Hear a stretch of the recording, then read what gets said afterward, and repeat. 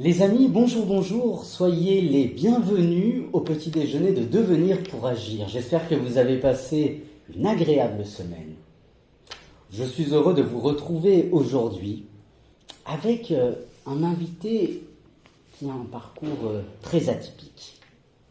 Passionné par la gastronomie, les grandes tables, il intègre dès son plus jeune âge l'école hôtelière de Paris.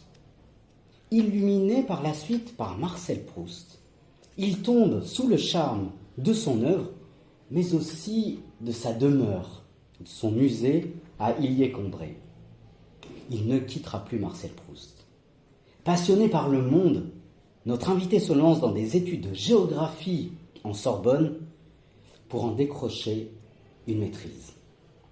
Passé par des grands groupes, il a cumulé de très grandes responsabilités, de Sodexo à la direction du parc France Miniature à Elancourt dans les Yvelines, en passant par la participation et une réflexion sur l'emploi en Grande-Bretagne, invité par Gordon Brown. Ayant des responsabilités à la Compagnie des Alpes, il est nommé directeur des projets Zone Maghreb et ouvre le parc Sindibad à Casablanca. Vous l'avez compris, mon invité, que j'ai l'honneur de recevoir, le privilège et le plaisir que j'ai de recevoir aujourd'hui, a un parcours atypique et je crois que nous pourrions le caractériser de curieux passionné. Il s'agit du directeur général du musée Grévin, Yves Delomeau. Yves Delomeau, bonjour, bonjour. Bonjour, c'est moi qui suis honoré qu'on soit ensemble pendant ce moment. Merci de me recevoir et soyez le bienvenu. Oui. Je voudrais commencer par une citation Oui. du musicien Ernest Bloch, qui souligne, pour se présenter, il soulignait « Je suis, mais je ne suis pas en possession de moi-même. Telle est l'origine de notre devenir. » Et vous, Yves Delomeau, qui êtes-vous ? Je pense pas être effectivement en possession de moi-même. Je suis plutôt un être en déséquilibre qui avance pour essayer de rester en équilibre. Et certainement un être d'impatience et gourmand. Voilà, on a cette passion commune des grandes tables et de la gourmandise. Quelle est, selon vous, non pas comme les autres vous voient, mais pour vous, quelle est votre plus belle qualité ? J'ai plutôt tendance à voir mes défauts que mes plus belles qualités. Mais c'est pas forcément une qualité, c'est-à-dire que mon parcours est ponctué comme ça. J'ai envie de faire passer un bon moment à l'autre, et donc c'est l'envie de créer le bon moment avec les autres. Vous aimez l'humain ? J'aime l'humain, et à la fois c'est la chose la plus terrible, c'est ça, l'animal le plus terrible qui soit sur la planète, mais je suis curieux de l'humain pour essayer de comprendre à la fois qui je suis et comprendre le monde. Et c'est merveilleux parce que à la fois vous êtes curieux de l'humain, vous aimez l'humain, vous avez envie de le connaître et vous avez envie de le comprendre et de vous comprendre vous-même. Au musée Grévin, je dirais les humains sont figés. Ils sont figés en cire. Alors, les musées Grévin sont figés, c'est un gros avantage parfois. Mais à la fois, ça veut dire diriger des équipes, diriger Grévin. Oui. Et là, c'est passionnant parce que c'est des métiers très différents, avec des métiers artistiques aussi, puisque nos ateliers sont classés patrimoine vivant, puisqu'on préserve des métiers qui sont en train de disparaître. Et puis, c'est des rencontres de ces personnalités, puisque la plupart des personnalités qui rentrent à Grévin, on les rencontre. On prend leurs mesures, on prend leur couleur de cheveux, leur couleur. On regarde comment ça se passe au niveau des yeux, la couleur de peau. Avec moi, ça. Ah oui, mais après on dessine quand même. Et c'est des cheveux naturels. Enfin, c'est tout un travail artistique, mais qui nous oblige à avoir à disponibilité le corps de l'autre pendant 2 heures dans un premier rendez-vous. Et souvent, quand on s'occupe du corps de l'autre, il y a un échange qui se produit, intellectuel également, qui est très intéressant. Et des artistes, souvent, qui sont très intéressants. Vous m'apprenez quelque chose, c'est des cheveux, des vrais cheveux ? Alors, c'est que des cheveux naturels, sauf pour Trump. Pour Trump, où ça avait été du poil de yak, mais pour l'ensemble, c'est des cheveux naturels. Et pour les barbes aussi, c'est des cheveux naturels, mais qui sont implantés un par an. Donc il y a souvent, pour implanter une chevelure, plus d'1 mois de travail et les cheveux sont implantés un par un. Mais des personnes qui donnent leurs cheveux Alors c'est pas leurs cheveux qui donnent, c'est on se débrouille effectivement sur des donateurs qui ont des cheveux équivalents à la personne qu'on veut reproduire. Alors vous reproduisez au musée Grévin, c'est connu pour ça, n'est-ce pas? Des personnalités célèbres. Oui. Comment définissez-vous, Yves Delemot, la célébrité? Qu'est-ce qu'une personne célèbre? Alors, effectivement, c'est pas évident de définir une personne célèbre. Surtout que quand on interroge le public, pas une personne nous donne les mêmes noms. Aujourd'hui, la célébrité est beaucoup plus éparpillée, elle est plus éphémère aussi. Donc nos personnages risquent de se renouveler également plus facilement. Mais je ne pense pas qu'il y ait une diminution de talent, mais il y a une explosion des talents et c'est pas évident de choisir. Donc on se réunit, l'Académie Grévin se réunit, elle est présidée par Stéphane Bern. Ouais. Et on choisit des gens qui sont dans l'actualité, qui ont une pérennité. On ne les choisit pas forcément toujours pour leur qualité artistique, c'est-à-dire qu'il faut qu'ils soient présents dans le paysage médiatique parce que les gens veulent savoir à qui ils ont affaire. C'était un peu l'origine de Grévin. Grévin avait été créé par le journaliste Arthur Meyer, qui était directeur du journal Le Gaulois, et il voulait représenter les personnalités dont on parlait dans son journal. Et ça coûtait très cher à l'époque, en 1882, de reproduire les photos dans son journal, et donc la meilleure idée, c'était de les reproduire en cire, et tout le monde pouvait venir voir les hommes politiques de l'époque, les mondanités de l'époque, également parfois même les grands criminels de l'époque. Et oui, mais alors je dirais, quelle différence faites-vous entre la célébrité et la notoriété? Oui, parce que la notoriété, elle arrive vite par les réseaux sociaux. Alors, ce qui fait que on va parfois mixer les deux. On a fait Squeezie récemment, qui est suivi par 17 millions de Français, et les autres Français le connaissent quasiment pas, mais il a un réseau, une notoriété absolument considérable. Et puis, on va faire, par exemple, un académicien comme Dany Laferrière, récemment, qui va être suivi, qui a peut-être beaucoup moins de notoriété, mais une célébrité presque mondiale par ses écrits et par la qualité de son intelligence. Mais quand vous enlevez en préparant cette interview, je me suis aperçu que vous enleviez parfois des célébrités, vous les déplaciez, vous les supprimiez. Ça signifie quoi? Ça signifie qu'elles ne sont plus célèbres ou moins célèbres Alors se pose la question parfois pour des personnages. Par exemple, Madame de Fontenay, qui a créé Miss France, elle est encore dans le parcours du musée. Tous les jours, on se pose la question, est-ce que Madame de Fontenay va sortir ou pas? Mais il y a encore une affection pour elle, donc, et puis elle est très élégante, c'est un magnifique personnage dans le musée, donc on la garde. Quelquefois, des personnages disparaissent pas parce qu'ils deviennent moins célèbres, mais parce qu'on n'est pas content du résultat de la sculpture. Et on a progressé dans le résultat de la sculpture. Et c'est toujours des sculpteurs qui préparent l'expression des personnages, qui sculptent l'ensemble du visage du personnage, parce que le scan ne donnerait pas la même expression. Donc le fait que ce soit toujours un travail de sculpture, il peut y avoir des sculptures plus ou moins réussies, et des personnages parfois peuvent disparaître du parcours, pas parce qu'on les mettrait à la poubelle, entre guillemets, mais parce que le rendu n'est pas suffisant et qu'on ne respecte pas assez leur image. On est là pour respecter l'image de tous ceux qui sont présentés. Et c'est pour ça également qu'on ne cède pas les sculptures, on les entrepose dans un entrepôt au nord de Paris, où on les préserve, je ne sais pas pour l'éternité, mais on les préserve dans des boîtes.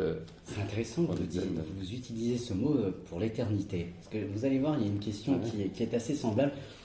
Avant d'approfondir de manière philosophique, des personnalités vivantes, si je puis dire, vous refusent-elles parfois, après avoir vu la reproduction, de siéger finalement au musée? Est-ce que certains sont déçus et disent non, finalement je ne veux pas? Il y a des personnalités qui refusent, des personnalités qui refusent parce que ils vont avoir l'impression qu'en acceptant, ils vont faire preuve d'ego et que leur public va penser qu'ils ont un ego démesuré, ce qui n'est pas du tout le cas, c'est pas perçu comme ça en général.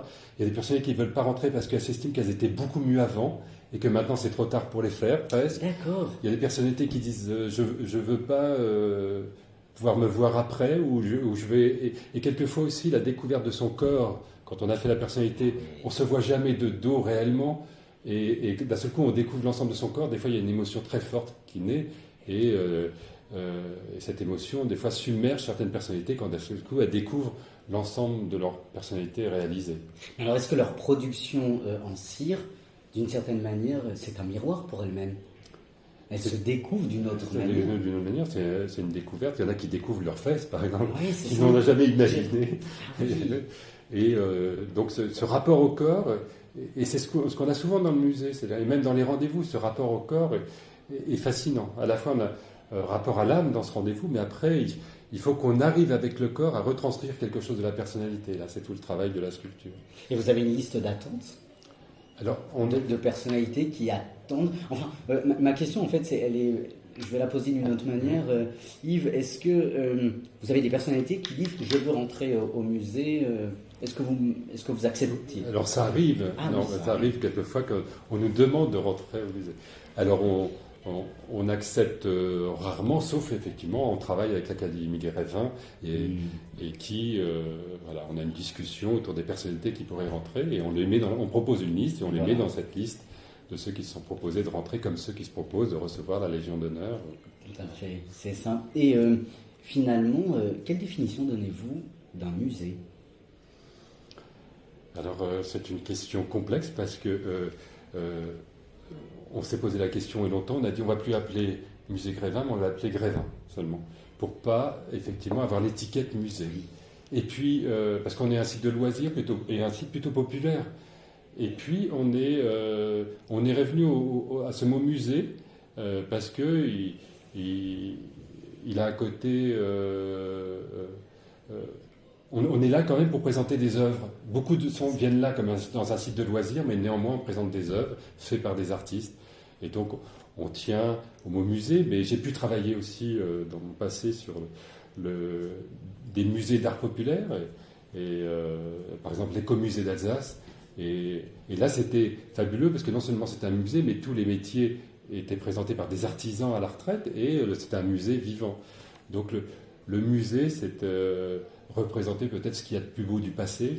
Je ne sais pas exactement comment le définir précisément. Alors on va revenir sur ce dernier mot que vous venez d'utiliser, à savoir le passé. Je voudrais, pour ce faire, reprendre et faire allusion au très grand livre de Paul Ricoeur, L'histoire, la mémoire et l'oubli. Oui. Parce qu'il me semble que déjà dans ce titre, n'est-ce pas, le musée est représenté. Ouais. J'ai fait ma thèse sur Paul Ricoeur, alors j'ai beaucoup aimé en éthique, ma thèse de doctorat. Et je le cite, voilà ce qu'il souligne. Et je vous demanderai après de rebondir sur sa citation. « Je suis resté troublé par l'inquiétant spectacle que donne le trop de mémoire ici, le trop d'oubli ailleurs, pour ne rien dire de l'influence des commémorations et des abus de mémoire et d'oubli. L'idée d'une politique de la juste mémoire est à cet égard l'un de mes thèmes civiques avoués. » En préparant cette interview, Yves Delhomeau, je me suis dit, cette réflexion et cette expression juste mémoire. Selon vous, le musée Grévin est-il, non pas a-t-il, mais est-il une juste mémoire? Si oui, pourquoi et comment?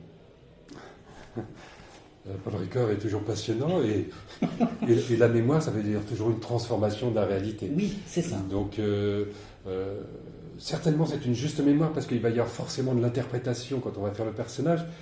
Et puis, il y a une petite transformation de la réalité. Par exemple, on nous demande parfois de gommer certaines rides.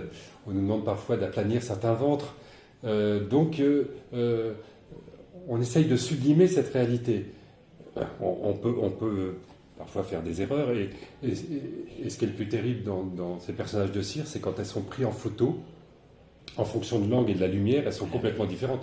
Et donc, les gens peuvent dire devant le personnage, c'est un personnage extrêmement réussi, et on prend la photo, et des gens sur les réseaux sociaux disent mais c'est complètement raté.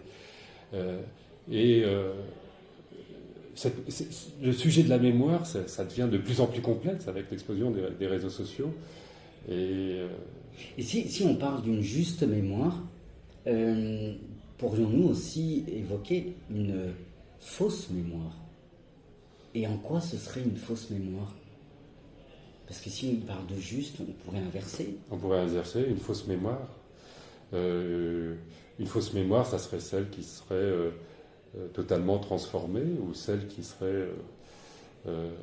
et on le voit souvent dans la politique, c'est-à-dire qu'on utilise des choses mémorielles pour réécrire une histoire qui n'a pas existé.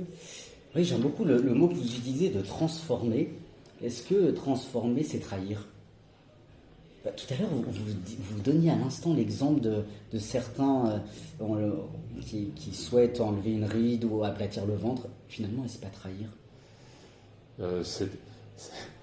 C'est un petit peu trahir. C'est-à-dire que dès qu'on est conscient d'une réalité et non pas d'une mémoire, une réalité à l'instant T, et qu'on veut la transformer, bien sûr qu'il y a une sorte de trahison, parce que on a cette vérité à un moment et il faudrait justement transmettre la juste mémoire. Et c'est pour ça que quand on a des rendez-vous avec les personnalités, on essaye de ne pas trop la corriger en fonction de la personnalité elle-même. C'est-à-dire qu'on a après 2 autres rendez-vous où on corrige la sculpture, après on regarde la lumière, la couleur des cheveux, etc. Et on essaye de mettre presque une âme dans notre sculpture, et donc alors que la personne veut offrir le meilleur d'elle-même, et elle pense parfois que corriger quelque chose va la rendre plus belle, ce qui n'est absolument pas le cas. Oui, ouais. C'est ça. Alors quand on parle de mémoire, finalement, en fait, j'ai oublié de vous demander, quelle définition donnez-vous de la mémoire ? Qu'est-ce que la mémoire ? Parce que quand on visite le musée Grévin, finalement, on est avec la mémoire, on est dans la mémoire et avec des mémoires. On est avec la mémoire, des mémoires, puisqu'il y a une partie du musée Grévin, c'est l'histoire de France. C'est ça. Et qu'on a transformé récemment en 2019, c'est-à-dire qu'avant, il y avait une partie d'histoire de France terrible, il y avait beaucoup l'Inquisition, Marie-Antoinette emprisonnée, il y avait l'assassinat de Ravaillac. Donc on a rendu cette histoire moins terrible, parce que il y a des époques où on insiste sur la partie terrible de l'histoire, d'autres époques où on a rendu l'histoire un peu plus conviviale, et on est allé de façon beaucoup plus ancienne, c'est-à-dire qu'on a commencé maintenant aux Aurignaciens à la grotte Chauvet, et Vercingétorix n'avait jamais été représenté à Grévin, on l'a représenté. Puis on est allé jusqu'au XXe siècle avec mai 68, et on a représenté Brigitte Bardot également dans l'histoire. Donc le regard qu'on porte sur cette mémoire peut être très différent d'un individu à l'autre, et la mémoire, en fin de compte, c'est quand on essaye de retranscrire quelque chose qui s'est passé dans le passé, et après, essayons d'être plus juste pour accumuler le maximum d'éléments pour que ce soit la vérité. Et c'est pour ça que les visiteurs ne le savent pas. Mais par exemple, dans le musée Grévin, on a la vraie baignoire de Marat, dans laquelle Marat a été assassiné. Et on a la porte de la conciergerie derrière laquelle Marie-Antoinette a été enfermée. Mais on ne dit pas, personne ne le sait réellement. Et pourquoi vous ne le dites pas ? Pour préserver le... Parce que c'est presque... les petits secrets de Grévin, et d'ailleurs il y a plein de couloirs secrets aussi, d'endroits secrets dans Grévin, même en souterrain, mais ça donne du sens un peu à ce qui est présenté. Et puis on a fait analyser la baignoire récemment, ça a bien prouvé que c'était bien la baignoire de Marat dans laquelle il a été assassiné. On évite également trop de signalétique dans le musée, puisque... il y a un secret, il y a un mystère, il y a tout un... Yves Delemot, quand vous parlez de musée, quand on parle de musée, quand on évoque le musée, on évoque le temps. Il y a toute la conception de la temporalité dans le temps. Quelle est la place du temps dans le musée Grévin, au musée Grévin ? Oui, la temporalité est fascinante. C'est pour ça peut-être que je me suis passionné pour Proust et la recherche du temps perdu. C'est ça, exactement. Ben voilà, j'allais en arriver là. Vous m'avez devancé. Et Proust n'avait jamais été représenté à Grévin, et en 2019, j'ai refait les 2 tiers du parcours, et j'ai voulu que Proust intègre le musée Grévin. Parce que une fois avoir lu toute la recherche, je suis arrivé au temps retrouvé, j'ai été absolument bouleversé sur toute l'analyse du temps, et puis sur... tout ce qui nous reste en vieillissant, et aujourd'hui je suis plus tout jeune, et donc tous les souvenirs qui sont liés à des odeurs, à des choses qui vont se reproduire dans le présent et qui vont nous ramener au passé, et ce temps qui est retranscrit en plus, dans Proust, c'est vraiment un temps des relations humaines, et c'est un portrait de toutes les relations humaines, et le temps n'a d'intérêt que, effectivement, si on est dans l'observation des comportements humains. Mais c'est intéressant, mais quel lien, je dirais faisant un peu de littérature et de philosophie, quel lien faites-vous entre le temps dans la conception de Marcel Proust et le temps philosophique, si je puis dire, du passé, du présent et du futur, finalement, et mettez le musée Grévin au milieu. Finalement, quel serait le carrefour de votre réflexion sur le temps? Oui, c'est une question complexe. On présente au musée Grévin ces trois temps-là: le passé, le présent, avec les célébrités présentes, et le futur, parce qu'on a même une zone où on présente un jeu vidéo qui s'appelle Détroit, où on s'achète des androïdes pour chez soi, et l'humanité est surtout peuplée d'androïdes et de robots. Donc on a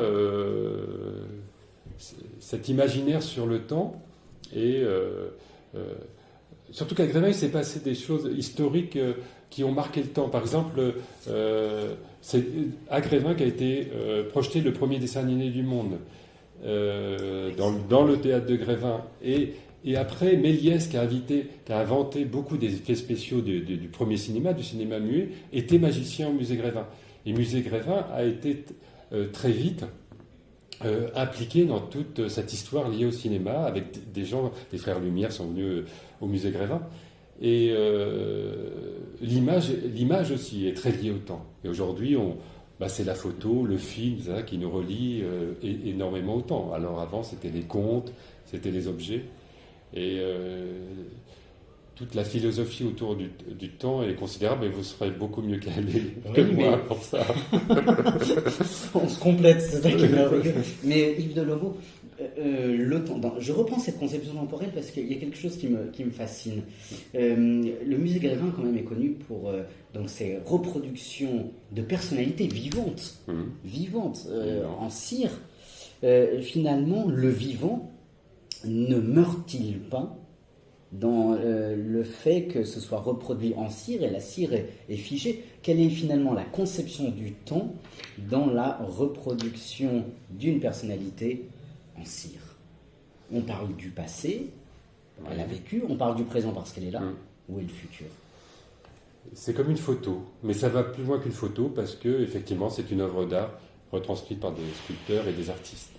Mais quelquefois, on a besoin que ce soit plus vivant. Et c'est pour ça, par exemple, aujourd'hui, on fait des nocturnes une fois par mois, où le musée Grévin se peuple d'artistes vivants sur le parcours. C'est-à-dire qu'il y en a qui vont jouer la statue, il y en a qui vont danser, il y en a qui vont chanter, il y en a qui vont faire de la musique. Et on a besoin souvent de rendre ce musée plus vivant que jamais, en faisant des concerts, des spectacles, en essayant d'animer le parcours, ou en essayant de surprendre. Et parfois, d'ailleurs, la statue est remplacée par la vraie personnalité. Ça nous arrive. M. Pokora, par exemple, est déjà venu remplacer sa statue. Et il y a une ambiguïté entre la réalité et les visiteurs s'en étaient aperçus ou... Non, au début, ils n'imaginent pas que la personnalité puisse être là. Excellent. Et alors, ce sont des... Il y a quand même quelque chose dans le vivant qui m'interpelle. Ne faisons-nous pas mourir la personne en la reproduisant, en la figeant? C'est des statues figées, c'est des reproductions figées. Alors, je pense que certaines personnes, quand on leur propose, se posent cette question. Ouais. Mais on a fait, au contraire, on l'a fait vivre pour la postérité. Et puis c'est souvent un cadeau que nous fait la personnalité pour nos visiteurs. C'est-à-dire que beaucoup ne peuvent pas rencontrer ces célébrités. Et ils viennent d'ailleurs pour les rencontrer. Ils viennent au musée Grévin pour rencontrer la célébrité. Et pour eux, parfois, c'est un moment très fort et d'émotion qu'on n'imagine pas. Il y a des gens aussi qui viennent au musée Grévin pour s'agenouiller devant le pape Jean-Paul II. Il y a souvent des phénomènes assez étonnants qui se passent à Grévin. Il y a des gens qui mettent des petits mots doux dans les poches de Johnny Hallyday. Il y a des gens qui viennent...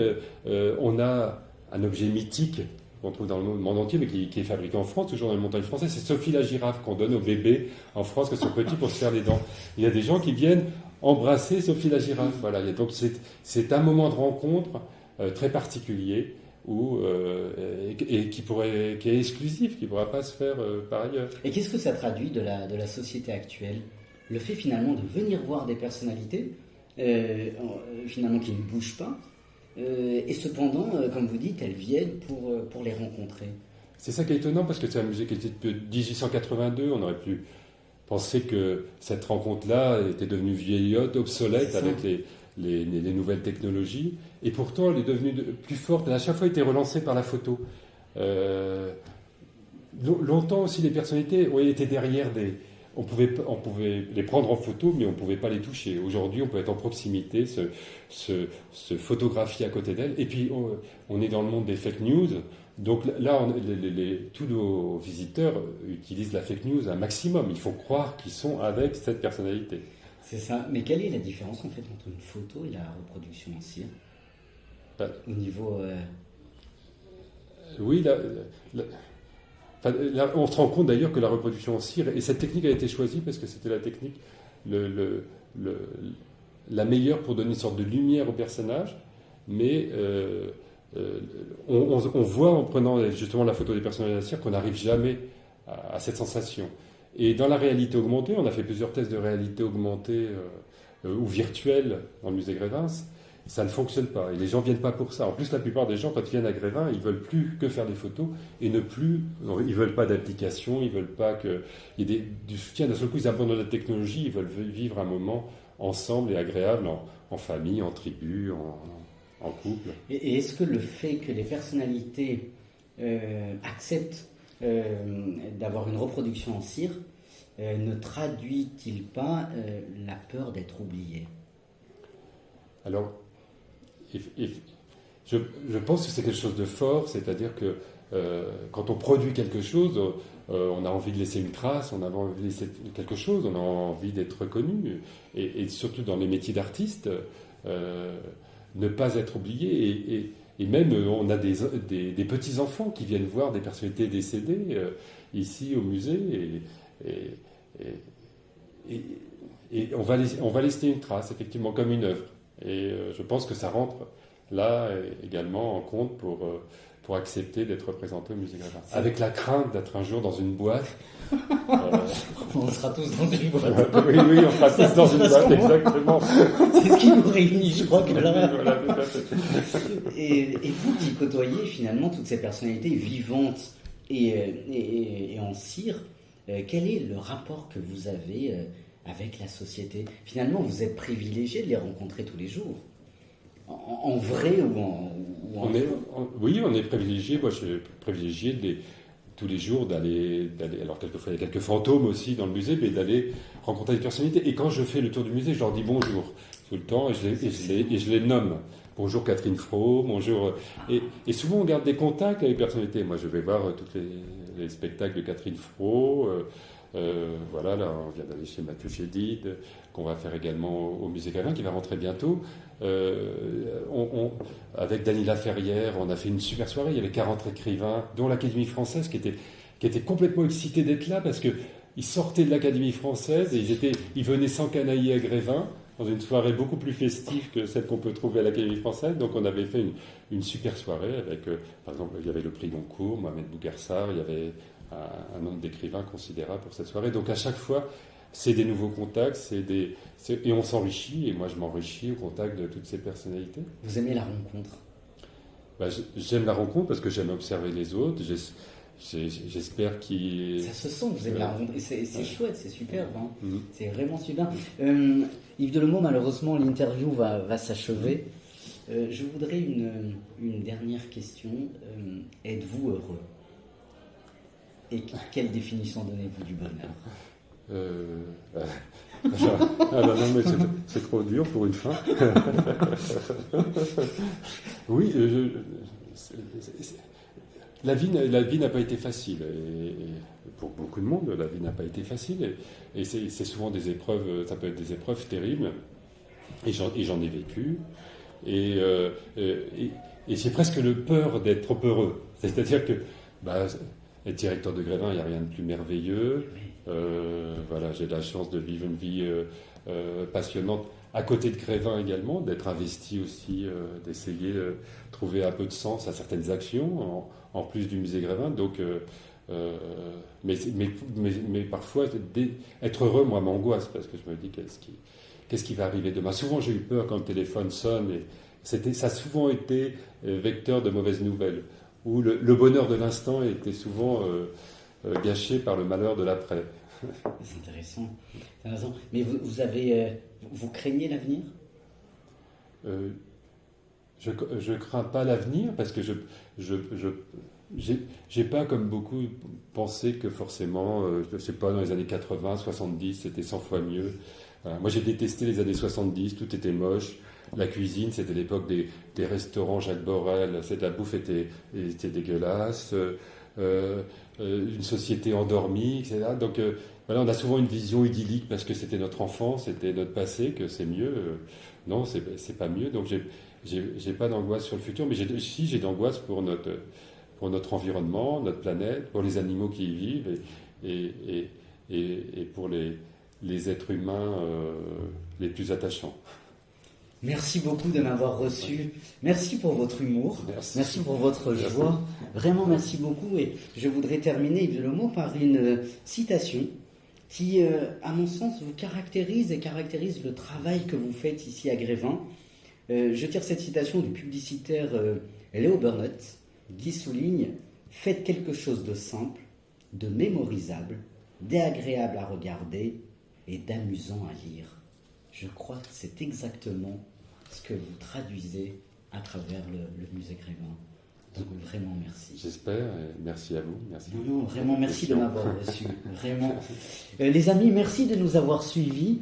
Je vous souhaite une très agréable semaine et je vous dis à la semaine prochaine pour de futures aventures. À très bientôt. Merci pour votre fidélité. Ciao, ciao.